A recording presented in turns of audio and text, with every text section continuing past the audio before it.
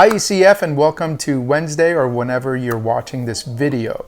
As we've been doing as we began the misconception series, is we're kind of throwing out the question we're going to be unpacking on Sundays to you a few days early so you can think about it, and again invite those that you may be aware that are wrestling with some of these misconceptions. And so this week's misconception is, I don't need church to follow God.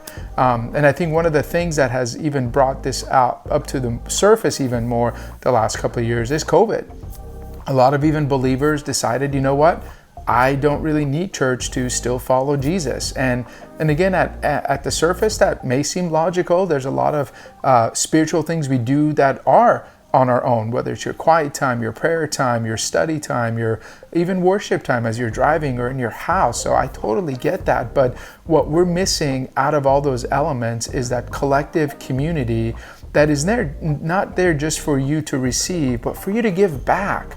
And depending on your journey or story, for me, when my family moved here in the late 80s and became Christians in the early 90s, the church replaced a family that we had lost and left behind. It wasn't an obligation or an institution for us anymore. It became family. It became that safety blanket that we so needed and desired. And my sister and I, who didn't have any aunts and uncles near us or grandparents, and we found those people in the church. And there was so much beauty in that as I look back. And even today, the relationships and the journeys that we've done together. So none of that would have been possible if we just accepted Jesus and just went on our own and studied and grew in our faith. We would have missed that fellowship element that even Jesus displayed during his time in the world. And so I really encourage you to think about the misconception. Again, if you have someone in your circle that is wrestling with this or is more open to kind of navigating what it looks like if they were able to re-engage a community, invite them this Sunday and just see what the Lord does with it.